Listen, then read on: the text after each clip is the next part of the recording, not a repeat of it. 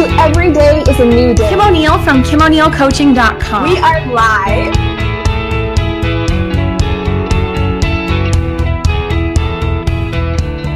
Another episode of Every Day is a New Day, where I have inspired conversations with amazing guests about moving forward and choosing to embrace a positive outlook. My name is Kim O'Neill, and I'm also a personal empowerment and interview confidence coach. And if you're watching us live, that means you have found us today on Facebook at Kim O'Neill Coaching, or on one of the many pages it's been shared out to. Or if you're watching the replay, in addition to Facebook, you may have found us over on YouTube or on bingenetworks.tv on the Every Day is a New Day channel. Either way, we always love having you here. Please do like, comment, share, say hello, ask any questions or any insights or ahas that come up for you during today's interview with MarBeth Dunn. Please do go ahead and comment below, and we'd love to connect with you, either live or on the replay. And with that said, I want to welcome today's awesome guest. Hello and welcome, MarBeth Dunn. Hello, Kim O'Neill. You are everywhere. Everywhere. So are you. Yeah. So I see we've got some people here with us live already. So awesome to see you. Welcome. I'm going to go ahead and just read everyone your bio. And then, of course, we would love to have you share, and elaborate more about who you are and your experiences and all of that. So since we are on Facebook, I'm going to close that really quick. There we go. And MarBeth Dunn. Let me share with you a little bit about MarBeth Dunn. So MarBeth Dunn is an energy management specialist, mindset, happiness, and miracles mentor. She has been a spiritual teacher for over 30 years, and she helps highly sensitive and empathic professionals struggling with career, relationship, health, or spiritual issues move through life gracefully. She is an international best-selling author and speaker and has been featured on Fox, NBC, CBS, and the CW. And as a world peace prophet, MarBeth founded the World Miracle Peace Experiment to bring peace and healing to the Middle East. And that is just MarBeth in a nutshell. So, oh my goodness. How are you doing today, MarBeth? I'm doing so well, and even better because I just love being in your energy. Oh, MarBeth, so I think I may have shared this with you, but I'm just going to share with you and to today's audience that I love your energy. Here's a little brief story. When I first met MarBeth in person, I'd already heard about her, but when I saw her in person, I was like, I did get a little flustered. I don't feel like I get that way with everyone, MarBeth, but I did a little bit with you. Yeah. Because she just exudes this beautiful, very peaceful, serene, love-filled energy. And what was even more awesome is that I met you at a conference, and it's okay if you don't remember this, but I do. I met you at a conference, and we had to do this exercise, who are you really? Ask that question. That's a really good question to ask yourself. Who are you really? And, get the answer for yourself, and then go and introduce yourself to others in the room. And so MarBeth was one of the first people that I had gone up to. And so I'm going to share this for those that don't know. My answer, MarBeth, was, I am love. And I can't imagine a better person to go up and share that with than you, because to me, you are love. Like, you just exude love. So yeah, that's how I see you. Oh, that's so sweet. Yeah. Well, you are love. Thank you. Well, and I feel like that's the truth for everyone when you just, break it all down. It's true. That's what we are. Yeah. Yeah. Well, okay. So MarBeth, before, I would love for you to share with us, a story of a time in your life when you've hit a wall and had to move beyond that. But before we get to that, I would actually love for you to tell people a little bit more about what an energy management specialist is, in case anyone's wondering. Okay. Well, that's a very, I was wondering if I needed to change that and reinvent myself again. Because basically what I do is I help people transform into their greater selves through energy. We're all energy. And I, as an energy healer, an empath, and an intuitive, I can feel in my body. And it's like I've just become, I've through a lot of training and honing, I've become like a finely tuned machine. So I can feel where people are holding their stress, their anger, past life issues, ancestral issues. I can feel where they're holding it in their body. And I know what it is because I'm given that information. And so the energy management just seemed like an overall umbrella because I use energy healing, and I've used so many different modalities in energy healing. You know, I've been trained in so many different things, and I've been a spiritual teacher for 30 years. I'm a yoga instructor. So, you know, and I've studied Qigong, I've studied, you know, just so many different techniques and modalities. So it's all under one umbrella. Okay. And I find also that we're not all one size fits all. One particular technique is not going to help everybody because we're individuals. And some people will respond better to a particular technique. And so I love to work with people individually because, you know, it's just something so personal. And it doesn't matter like where you are. I've worked with people all over the world, you know, in kind of far-flung countries. And it doesn't matter because of something called quantum entanglement. You know, we are all intertangled energetically with each other. And so I can feel someone's energy, even if they're in New Zealand or Australia or China or even Arabia, you know, it doesn't matter. And I love it because it really is accurate. And I'm able to help people to release the blocks to the awareness of love's presence. So that's what the energy management is in a kind of a bigger nutshell. I love it. And, you know, and the reason why I asked that, I certainly, you know, had an awareness of the type of work that you did. But what I've noticed is when I will sometimes maybe hashtag something on Twitter or maybe on Facebook or some other place, I will inevitably always get some people who are in the scientific energy realm, you know, career field, who start to like my stuff. And I'm like, oh, they didn't even really read what I wrote. they're just saying hashtag energy something, you know, and then sure enough, before I know it, they've like unliked it or unfollowed it. It's like, yeah. We're talking about a different kind of energy here. So yeah. And it's interesting too, because when I looked up energy management online, of course, it's all the other kind of like gasoline or, you know, some other type of energy, solar. But no, this is the energy of who we are, that life force energy, that chi, that, you know, it's just, it's the essence of what we are. You know, we think we're these solid bodies, but we're not. Yeah. Well, and it's so interesting too, how you're talking about each of us being entangled with each other. And I'm just thinking, well, heck, just one person alone, mental, emotional entanglements all over the place. Yeah, right? Exactly. Yeah. And so often, because there are so many more of us on the planet, we tend to, when we're empathic, and I find about 85% of my clients pick up other people's stuff. That's a scientific term, stuff. And, you know, and so we carry other people's baggage. We take it on, we take it on from our parents because we want to help. And I know I was carrying stuff from my mom from when I was a baby. I wanted to help, you know, so I just like, here, I'll carry that for you.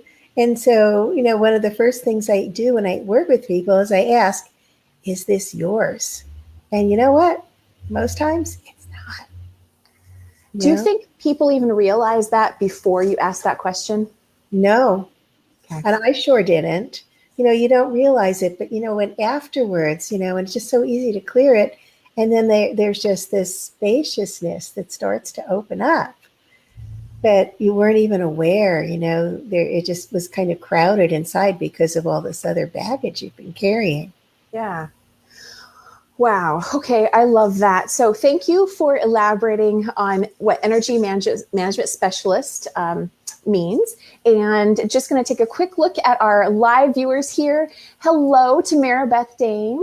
And we see Anne McElway also here with us. And looks like, let's see, what is she saying? Kim MarBeth looks like Nada Howarth only blonde hair. So we both exemplify beautiful energy. There's another amazing energy-filled person named Nada who is wonderful. And so that's who she's saying you remind her of. So thank you for sharing that, Anne. I totally can see that. You're right. So it's fun. I know. I'll have to send you a picture of Nada and connect you two. Definitely. So okay. So this show is, I love to hear about times when people have moved beyond from, a time in their life when they hit a wall or a challenging time. And when they really, it was typically those are growth moments in people's lives, and would love to hear about what one of yours was and what did you learn from that experience and what perspectives did you gain? So as I say that, what comes up for you? Just one?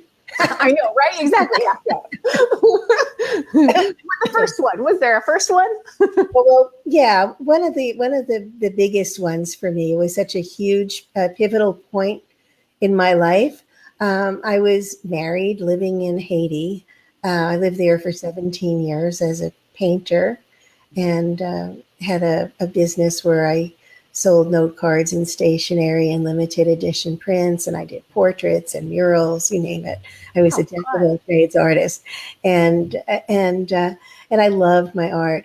But when the period that I'm talking about was a time when, have you heard of Jean-Claude Duvalier Baby Doc in Haiti? This was a long time ago in the 80s. I don't think so. And he was called Baby Doc, and he was ousted. The U.S. helped him in exile, and after he left, there were 7 coups d'etats. Now, I was living in Haiti, and because the country was so unstable, and I was in the tourist business and an art business, and I had a couple of little shops at the beach, I wasn't getting any tourists, so my business flatlined. Wow. In addition, my relationship was very difficult with my former husband, and I basically had lost my self-esteem. Now, I don't know if I ever had very much before this, and personal power. And I felt pretty flattened and in this relationship. And so I really wasn't feeling very good about myself. In addition, my health was not good. I just was really struggling with very severe asthma. And so I was just in a place where I was just not doing very well at all. But I always had hope, and I was always looking, for the magical miracle that was going to save me. And so I was always reading and looking and, book after book, path after path. And, it just seemed like I was always optimistic, but, things just, I'd get some information. I learned quite a bit, but it wasn't really making a difference. And then one day I realized that my thoughts, I was reading a book. Okay. And in bed in the morning, and the sun was pouring through the shutters, and I'm, sitting in bed and I'm reading, and I got distracted, and I looked up, and I'm looking at this sunbeam, coming in through the shutters, and there were little dust motes that were dancing in it. And I'm just looking at them. And the next thing I know, boom, I finally got it. I wrote, my thoughts create my reality. Now, until then, I was a victim, and I didn't have any way out. And because of, my life until that point, I just felt, I was blaming my family for things. I blamed other people, but I didn't take responsibility for myself or recognize that my thoughts created my reality. And that was huge, and then, just slowly, little by little, I watched my thoughts, and I was very, very careful. And I developed a very close relationship with God, with the Holy Spirit, and angels. And I really stepped back, and I let myself be guided. Wow. And before I knew it, my whole life had changed. And suddenly, miracles were happening. For one thing, my relationship with my former husband totally transformed. It happened over, I noticed all of a sudden, whereas I had always stifled myself and never really spoke my truth. Okay. Suddenly things were coming out of my mouth that really shocked me. And I would watch myself and I'm like, wow, where did that come from? Wow. And I eventually I left for 5 days, and then I was guided to go back again. And when I did, everything had totally transformed. And suddenly I had the power, and I could say, I'm not going to accept this particular behavior anymore. If you want me to stay, then this needs to shift, and that needs to shift, and that needs to shift. And it did. And so we arming, and it, and this actually huge miracle, because this was like beyond anything I ever expected, totally transformed. The second thing, people just showed up out of the blue, hiring me to design note cards for them, to do portraits for them. My business was thriving, even though there were no tourists. I had, it was amazing. And then also my health got better. And, it was really amazing. It was miraculous for me. So yes, I had hit a wall, and then it was all purposeful. Everything shifted. Okay. Sorry, started to get a little feedback there. Okay. So MarBeth, first, I just want to acknowledge that I'm having a moment personally where I'm just like, yes, this is why I like to do this show. Very inspiring story. So thank you so much right now. Here we are, only 17 minutes in. Thank you. Yeah, no, I mean that. I'm just going to acknowledge it now. But one of the things that I love what you just shared was that you said you got out of your own way. And I wonder, what did that mean for you? What did that look like? I know you said that, you realized your thoughts were creating your reality, but I could see how for some people it's still kind of how do you get out of your own, right? Like, how do you, yeah. Absolutely, right? Yeah. So what actually I did is I gauged everything by whether or not I felt peaceful. So if I felt peaceful, I knew that I was aligned with the divine. Nice. And at this point, I felt like I was riding the coattails of the divine. I was basically soaring. As I basically gave up judgment as much as I could. Okay. And, and I basically deferred, to what would make me feel more peaceful. And then I also, and this was way before, people were into the law of attraction. I was I believe, this was a much higher plane, because the laws of God and the universe are higher than the law of attraction. And really, and I just knew, I was so closely aligned that, and I want to make this more concrete. So, basically, I meditated a lot. Okay. I read very high books. I read A Course in Miracles, like hours a day. Wow. Yeah. And so I was like at a very high vibration. And if I had a question about something, I asked, where should we have our ceremony? Because we reaffirmed our marriage vows. And we were thinking maybe up on the roof of our house, or we would go out on a friend's trimaran or in our garden. And before my eyes, I got a visual, which, I can count on my hands the number of times I'll get like a visual response. Usually it's auditory or a knowingness. But I saw us at the missionary church in downtown Port-au-Prince up on their Sunday service. And that was not where I wanted to do it.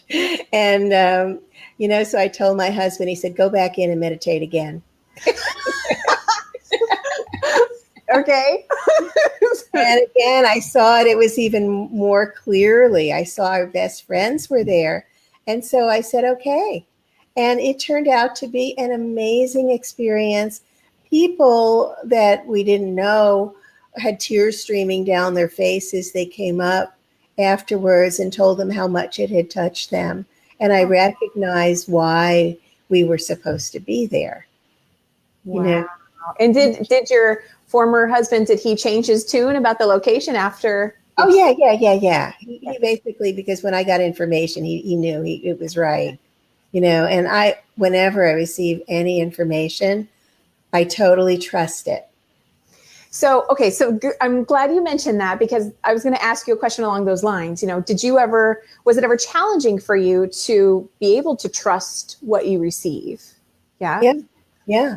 So how did you move beyond that and start to click in and know, oh yeah, this is right?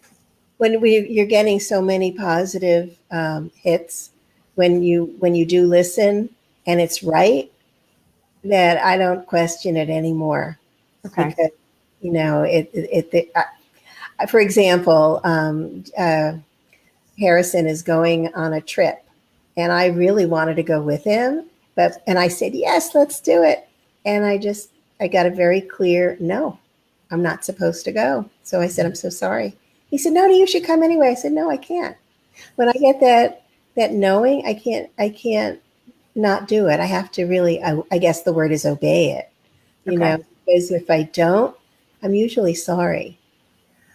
Wow. And would you say that it strengthens over time? Yes. Okay. It definitely does. So it sounds like for someone who maybe at the beginning stages of learning to trust their intuition or the intuitive hits they get, it sounds like when you get something, if you question, and correct me if I'm wrong, but I'm just trying to connect the dots for anybody who might be questioning this. So Sure. when they get something and they think, oh, I think I'm supposed to listen to this, but am I? Then it sounds like just try it out, take action on it, and then they can see if it was right or not. Correct? Is that right? Absolutely. And here's the thing, is this action going to make me feel more peaceful or less peaceful? And that's the gauge, because peace is really the gauge of it. It's the way we connect with our divinity. When we are peaceful, then that basically correlates with love. It correlates with joy. It correlates with gratitude. When you're in that state, that's really where you're supposed to be. So any decision that's going to make you feel otherwise is not the right one.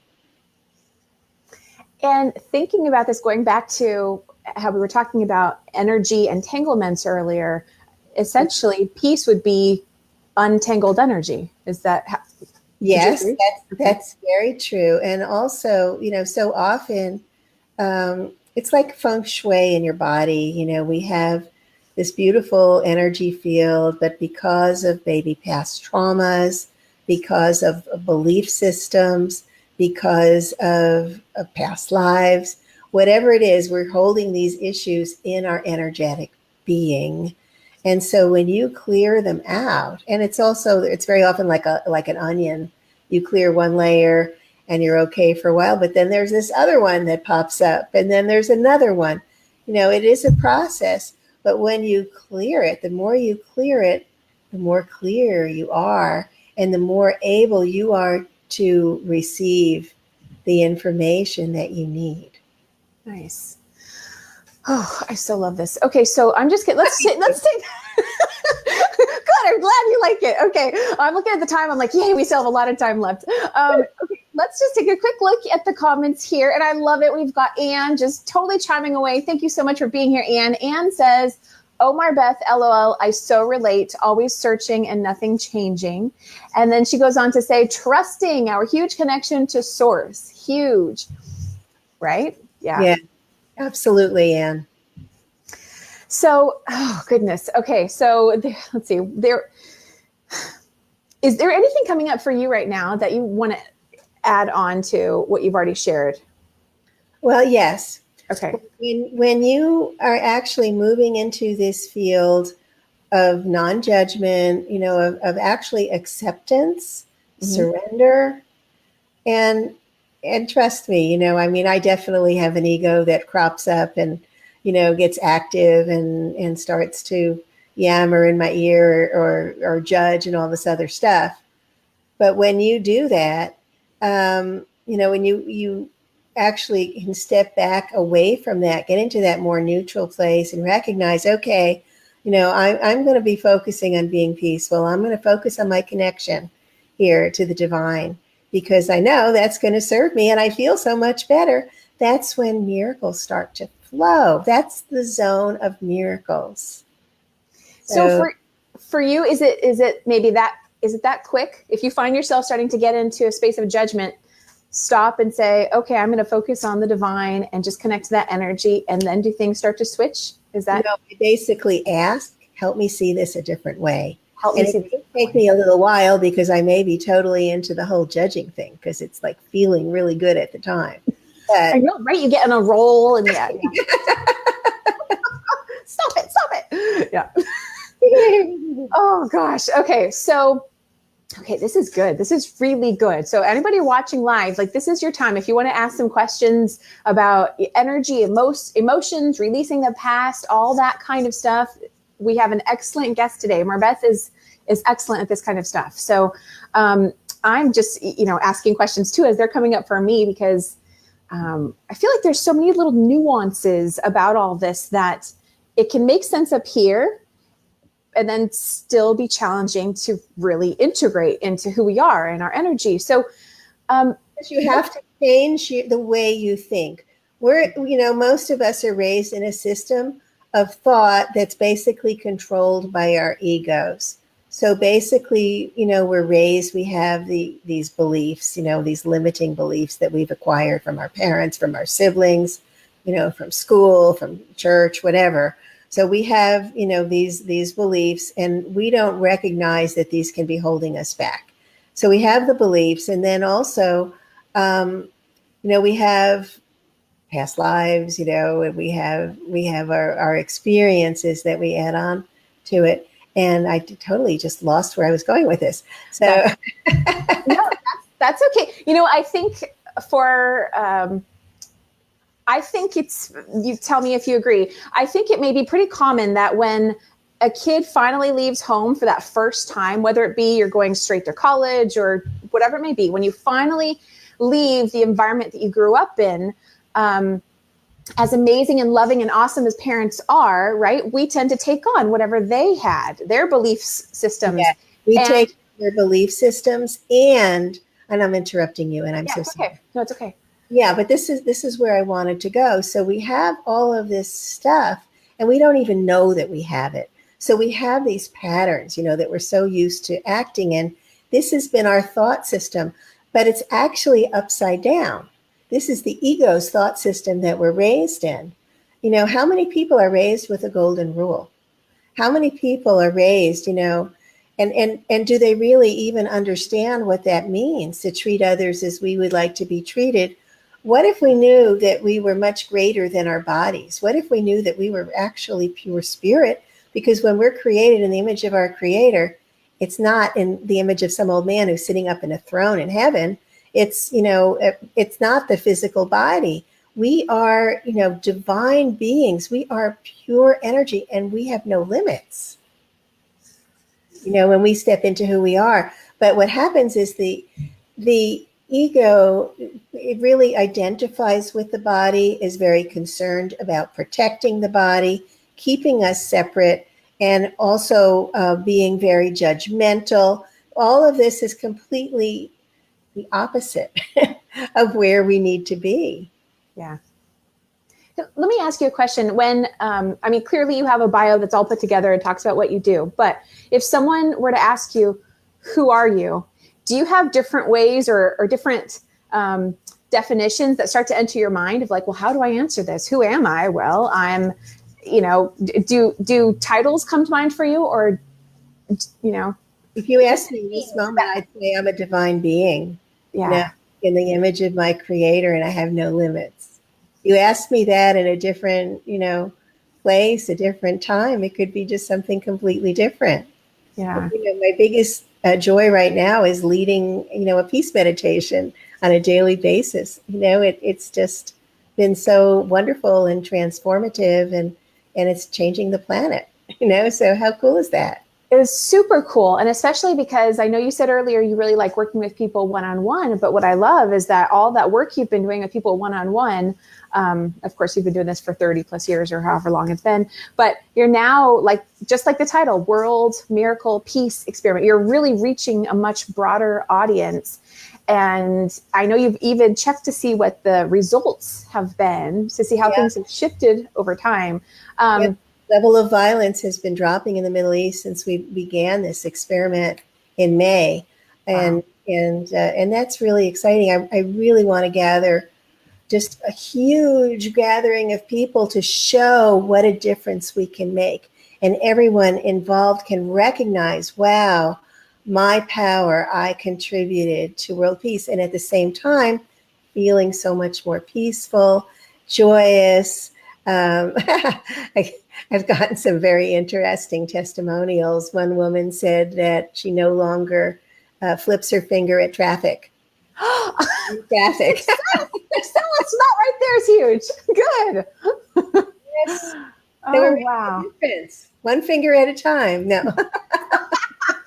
That's great. I love it. I love it. Let's take a quick look here. We've got some additional comments. And okay, so looks like we have a question from Anne. Anne says, MarBeth, when you ask a question, do you always get an answer? Sometimes she doesn't feel the answer. Yeah, I don't either sometimes. But you know what? No, recognize that you have been answered, and it may show up.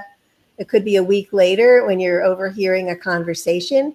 You could hear exactly what you needed to know. Or it could show up in a book or in a song. You're going to get the answer. Just trust that it's already there. Awesome. And see here, MarBeth is saying, generally as a society, we are taught not to trust. What would you consider some baby steps for people? That's an excellent question. I love these. Keep them coming, guys. You're doing great. Yeah, thank you, MarBeth. Yeah. So we are taught not to trust, and it can be really difficult. I had trouble with that as well. You know, I really had to. Me too. You know, I followed the instructions I was receiving, but I didn't know how it was going to turn out. And so, you know, there was always that question of, you know, what am I being really stupid here? What am I doing? You know, I was guided to leave my husband, to go back to him after 5 days. And I was just so amazed by the results. See, the results kept blowing me away. You know, I had another time, I really wanted to have a baby, but my first pregnancy, after my husband and I got back together, you know, but my first pregnancy was very scary because I abused my asthma medication. And, you know, and I was afraid that I would drop dead, you know. Wow. Okay. I couldn't take any oral medication at the time. And so I tossed and turned at night, and I didn't know what to do. And finally I said, God, you want me to have this baby? You take care of this. And I had this amazing peace wash over my body. And the next thing, a friend of mine told me that there was an oral medication that she was able to take when she was pregnant, and it was absolutely fine, you know, for asthma. Okay. And, you know, everything just came together, and it was like so peaceful. And there was part of the time I didn't need any medication at all. I was like, you know, perfect. Right. So, it was really interesting. You know, when I gave it over, now it's not always easy to give things over because you try to take it back. You can actually give it over, you know, and just, you know, like, hey, you handle that for me, please. There was just no way I could have handled that, you know, myself. But, you know, I just said, okay, you handle this. And he did, you know, got everything under control. I mean, there were a lot of elements which I won't get into.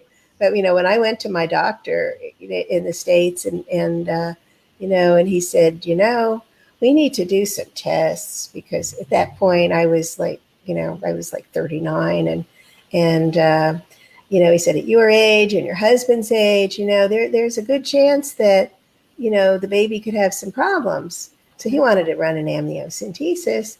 I said, no.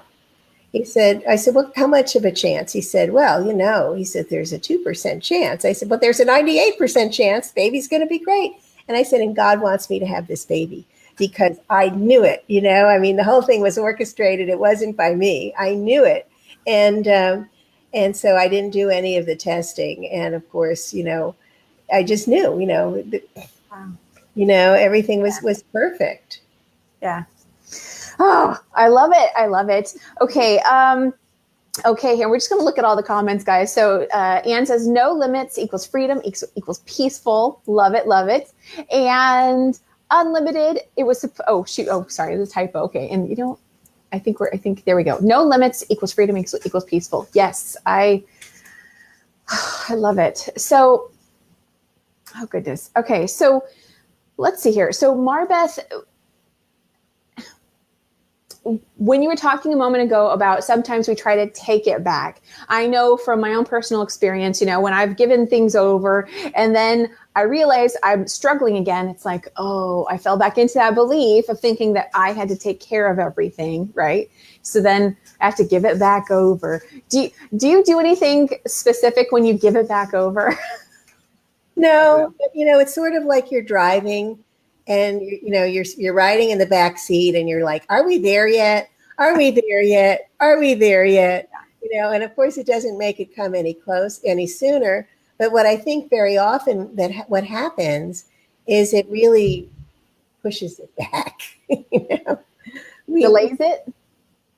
It makes it happen, in a much longer frame of time, when we start to question and we're checking in. What we really need to do in that situation is to get busy with something else, and that occupies our time that we feel good about. And it's that good feeling that allows other things to happen. So, okay, you mentioned earlier that there was a time when you were doing a lot of meditation, a lot of reading and all that stuff. Do you still do that much every day now? Or so what would you say your routine is to kind of keep you aligned nowadays? Well, I'm still reading A Course in Miracles. I'm doing my lessons every day, meditation twice a day, and reading. And then I'm leading this world peace meditation every day, almost every day. I have guest meditators like you, guest hosts. It was fun. It was awesome. Yeah, you're awesome. And, so I feel like, and also through my teachings, the more, when you want to learn something, the best way is to teach it. And also I feel other things are in the near future, things are going to be becoming more in the way of teaching. Nice. Exactly what it is, but I can feel it. Okay. So let's go ahead and tell people because we've piqued their curiosity about your World Miracle Peace Experiment now. Let's tell them where they can find that because you're doing that every day, leading these meditations. And let's see, where is the best place for them to find out more about that? It's worldpeaceexperiment.com. Okay. And you can also, I guess, if you Google the World Miracle Peace Experiment, that would come up. On my phone the other day, I just punched in World Peace Experiment and all these other things popped up, and I was doing .com. So, I would go in it both ways. Okay. Because there's a lot of people working on world peace, which is beautiful. I love it. Yeah. What a great thing. We all have such amazing power, especially when we can unite into, because we're these energetic beings, what we really are is actually spirit and energy are very interrelated. And so when we unite with others, we become more powerful, and we create this field of unified consciousness, a field of love and peace and miracles. What do you do? So you work with empaths, and clearly you are an empath yourself. What do you do to I keep trying to find a different word, but you know what I mean by this. What do you do to protect your energy so you don't take in too much and that kind of thing? Yeah, for the most part, it doesn't affect me. And it will affect you if you are resonating with the pattern of the person that you're working with. For I'll give you a very potent example. Okay. When I met you at the conference in Fort Lauderdale a couple of years ago. She remembers. Okay. Remember? Yeah. And what I was talking about, was how when how we needed to beam peace and love at situations when people were experiencing pain. There was a shooting at Fort Lauderdale Airport. That was really important. Yep. To do that. So when things happen, we would just send love and peace. And so that was, and also after the election, there was a lot of upset people, and people were angry, and people were fearful and anxious. And for about a week or two after the election, I was feeling awful. I was feeling so anxious, and that's not me. Now, I forgot to ask myself, is this mine? As I do with my clients, I totally forgot. And so I was carrying it for a couple of weeks, and I'm trying all these things that are not working. And finally, I did ask, is this mine? And the answer was no. Oh, thank you. So I sent love and peace from my heart, and immediately I felt all this peace just wash over me. So I live 5 blocks from Marjorie Stoneman Douglas High School. Okay. Yeah. And, the scene of the Valentine's Day shooting that killed 17 people. And when it happened, I immediately was sending love and peace, holding the space. And maybe that's why I moved into this house. Who knows? Okay. But then, and I was okay. What happened was when they went back to school 2 weeks later, I woke up, and then all of a sudden at 9 o'clock, I was like gasping for breath. I could not breathe. It just hit like that. And, and again, it wasn't mine. And I'm sending love and peace, and it wasn't working. So the next day I was doing some yoga, I'm trying to be preventative here. Mm-hmm. Same thing happened at 9 o'clock. And I was like, oh my God. So I called a friend, and she said, you're resonating with the pattern there. Oh, wow. So we had to clear the pattern. Once we cleared the pattern, I could hold the space for them again. Wow. Yeah. Wow. So that's something. Normally, that's not an issue because I'd really done a lot of work. Right. Yeah. Many years. And when I work with people, sometimes, I'll feel like if a client is upset, they're cognizant. So I'll receive that information beforehand. Okay. Before they information that they're upset, or I can feel it. I'll feel they're upset, and it's like, what is this? Is this mine? Oh, it's this person who I'm going to be talking to in a half hour. So already I'm tuned in to receive the information that something's going on with them. Wow. So, that's got to be kind of disruptive to your personal life, is it? No, not really. It doesn't, for the most part, it's just a matter of I cut cords afterwards. Okay. Most part, they don't drain my energy because I just stay. I like to keep people in a column of light, of white light. Oh. That way they're connected directly to source, and I'm connected directly in a white light. In the past, I've used disco balls. I've gone inside disco balls energetically, so that, anything that I didn't want got reflected back. And anything I did want, I could allow in. It's all by intention. Oh, that's a good one. I like that. The disco ball. Okay. All is good. So, yeah. And then you can or see yourself enveloped in angel wings. There's all kinds of things you can do, to protect yourself. I normally don't do it. No, well, it sounds like because you've really harnessed a strong belief system too, knowing that since your thoughts create, that's okay. Yeah. But as I said, when that happened, at the high school, for all my years, I was like, oh my God, what just happened to me? Wow. Because it wasn't just one person. There were a lot of them that were so traumatized when they went back to school. They were such trauma. Since you brought this topic up, I keep feeling waves of just like waves of energy that for many years. So let's maybe talk about this really quick. So how do you feel energy? I guess how does it feel in your body when you feel like if you get chills? What is that experience like for you? Sometimes that's a confirmation that something is true. That's usually what it means, is a confirmation. I used to, just do, these like jerks, of my body when energy would come through me. And that would also be a confirmation.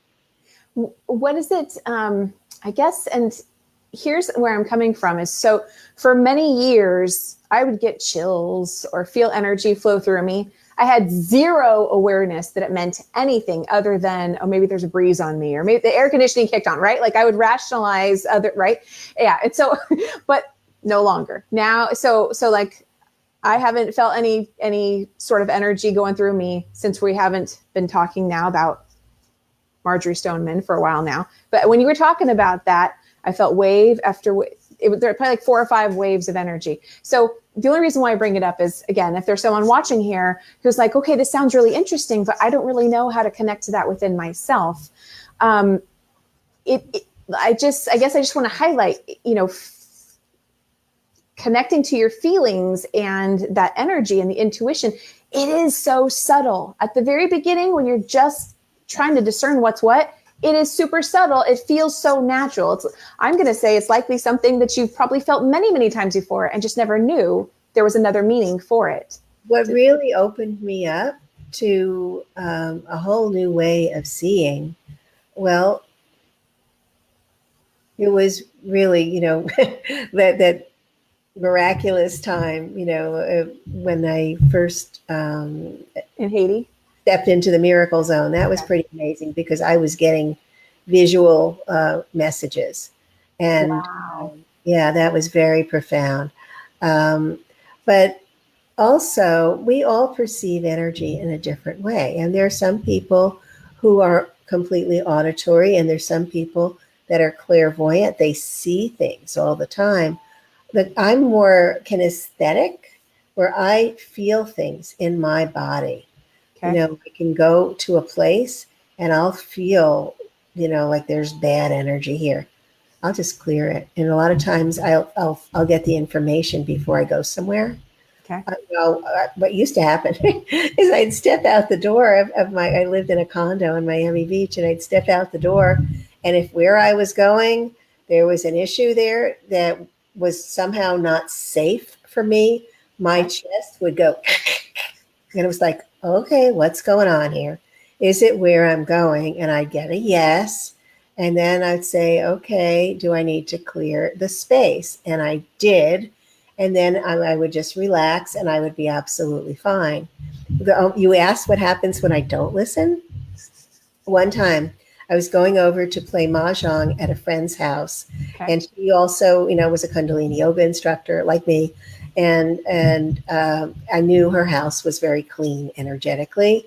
And I was going out the door to her house, and I got that.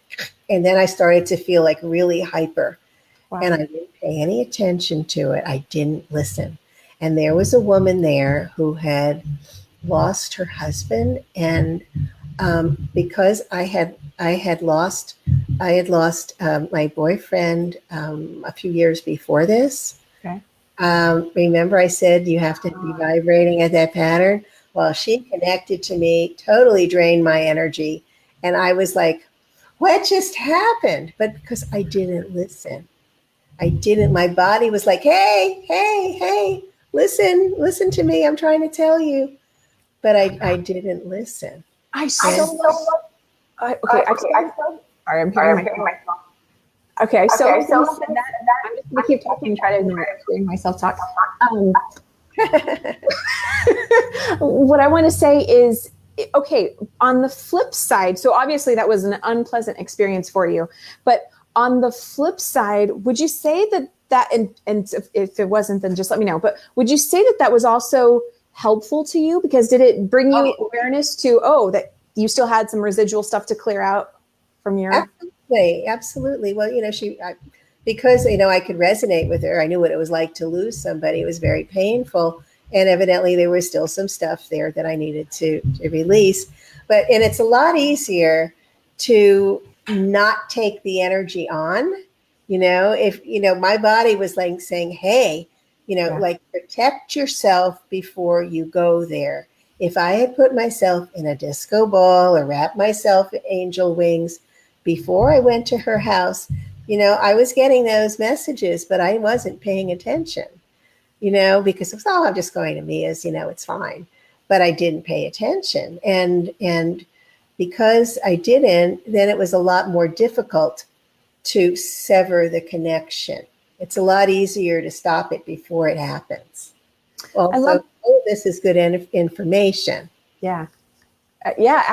I'm getting right now just how much this is similar to, let's say it's raining outside. So before you go outside, you put on a jacket. Yes.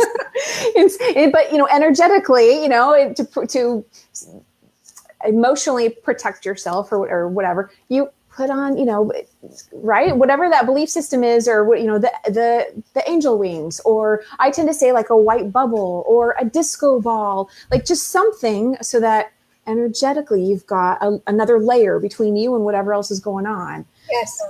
Yeah. Wow. And it's a lot easier to take preventative measures than try to patch everything together after the fact, cleaning all of the demolition. Well, so MarBeth, we're coming to the end of the interview, and I just want you to know again, I know. I agree. I'm like, there's so much. So I love this. Thank you so much for being here. I'm going to say that now. Two questions. So when you're doing your energy management work with people, have you found we've already touched on so many different things, but I'm just curious, are there one or two things that tend to come up most often that you've noticed people aren't aware of and would benefit them to know? Or are there any common trends or themes that you see with people where you're really able to shed some light on something? Well, one of the most common themes is the fact that people are carrying other people's stuff. Yeah. Okay. Another theme is a lot of people are carrying a lot of trauma that they don't even recognize that, that it's affecting them. And, it's just been, that has been a common thread when I notice, it's like this one after this one after this one. Why do you think that people hang on to it for so long and wait? Because they don't know how to release it. They don't, a lot of times, you were so little when it happened that you don't know, it's just been a part of you for so long. Maybe it's encapsulated into your being, and it can be really freeing when, just throwing off that overcoat, Okay. So, MarBeth, I actually wrote this down. I'm just going to be forthcoming. Let's see what. Okay. MarBeth, what question has no one ever asked you, but you would like to be asked? Yeah, you asked me this earlier, and I have thought about it. I don't know what question I would really like to be asked. I really don't, because that's okay. So often, but is there something I would like? Nope. No. Okay. I mean, you've been just asking so many wonderful questions. I've just been on a roll. Nothing. I will let you know if that's mine. Okay. Because I don't typically, well, I guess I sometimes do. That question popped into my head about an hour before. I know. And I thought, oh, okay, I'm going to ask MarBeth that. So that's why. You know, nothing is popping in right now. That's okay. Well, that makes me feel really good because what I want to be when I grow up. What do you want to be when you grow up? Oh, what did you want to be when you were a kid? I wanted to be a veterinarian. And what's shifted you away from that? Or did you ever start to pursue that? Yeah, I got accepted to ag school at Cornell, their agricultural school. Okay. Pre-vet. But I did not get any space in the dorm, so I couldn't go. How interesting. Yeah, and so I went off to the University of Miami, and I studied, my first semester, I studied marine biology. They had a special program, and then I changed my major every semester until I had everything I needed to graduate except a major. Oh, that's funny. Okay, well, isn't that interesting how life shifts us? I mean, do you feel like you sound like you're very clear on where you're meant to be, but was there ever a time when you were like, I really want to be a veterinarian, and struggling with that not panning out for you? But at the same time, I was also painting. I just spent a lot of time, with my oil paints and my canvases, and I loved painting too. So that was my career in Haiti, like 4 years ago. So you had, it sounds like you were doing different things that you enjoyed, and it really sounds like you were satisfying that creative aspect of you, which is really awesome. Still doing this, my work is so satisfying and so creative, and it satisfies everything the painting did. And I don't really have any desire to paint anymore. I was a jewelry designer after that. Okay. And I love that. I still have trouble letting go of my beads and my jewelry making stuff. I love it. Do you sell your jewelry anywhere? No, not anymore. I did for years. Wow. You are so fun to talk to, MarBeth. I love all the things that you're into. So let's just take a quick look at the comments again. We see here, it looks like Anne is saying this was fun and great information. She's saying, thank you, such a delight. I'm so glad you were here, Anne. Thank you for that. And thank you for that comment. And then here we've got MarBeth. Bravo, both of you. Great interview. Thank you. I'm grateful to have you both here with us. I know we had some others. And MarBeth, do you have any parting comments you'd like to share with the audience? Yeah, just really focus on being peaceful. It will make a huge difference in your life. So many of us have been addicted to drama, get addicted to judgments, and really so much on TV, stay away from the news. Stay away from the news. I don't watch the news on TV at all. Sometimes I do get some of the papers online, but I'm very selective now in what I read. Okay. Because it's really easy to get sucked into that, and then you get caught up in all of the physicality and the fear and the drama and the judgment and the divisiveness. Yeah. No, you really want to stay focused on being peaceful and really choose things that are going to help you be peaceful. And you'll find that it's just a really beautiful state, and it's not boring. Initially it can seem to be a little boring. It really isn't. And peace is not, caving in if somebody is, arguing with you. No, it's standing in your alignment with you. Mm-hmm. What is right for you? What is going to make you feel more peaceful? Now, you may know in your heart that something is right, and, you just kind of let something slide because it's going to make you feel peaceful. But that's not really caving. Right. Yeah. Being peaceful is really, it's an alignment with the divine, and it's also, it's joy, it's love, it's peace, it's happiness. Yeah. With all really good things. Yeah, absolutely. Oh my goodness. Well, and last comment, it looks like Anna's saying she would love to see your jewelry. So just let you know someone's interested. So, all right, MarBeth. Well, this has been wonderful. Where can people find out more about you if they'd like to connect with you after the show? And of course, your the Peace Experiment also that you're doing. Sure. The worldpeaceexperiment.com. That's just for the World Miracle Peace Experiment. And then I have my website, which is MarBethDunn.com. Awesome. Okay. Well, MarBeth, thank you so much for being here today. I know I've already said this, but I've thoroughly enjoyed speaking with you and sharing, your insights, your wisdom.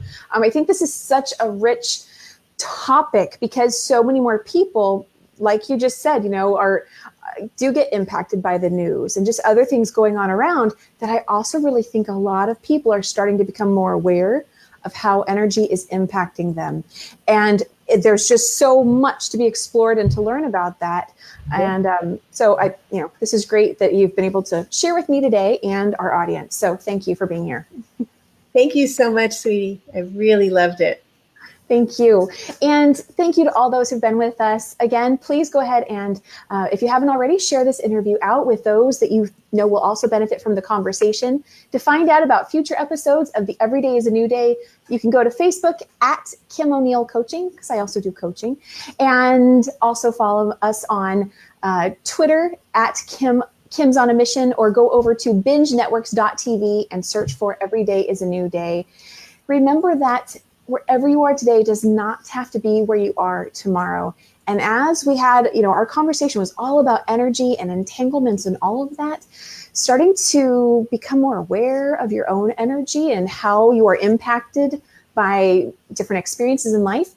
It provides so much information that really provides you then a plethora of choices you can start to make about where you choose to spend your time and energy that will support you in being able to really experience life as being a new day, metaphorically, however you want to look at it. So thank you for being here. I hope you have a wonderful evening, and I'll see you next time. Bye for now.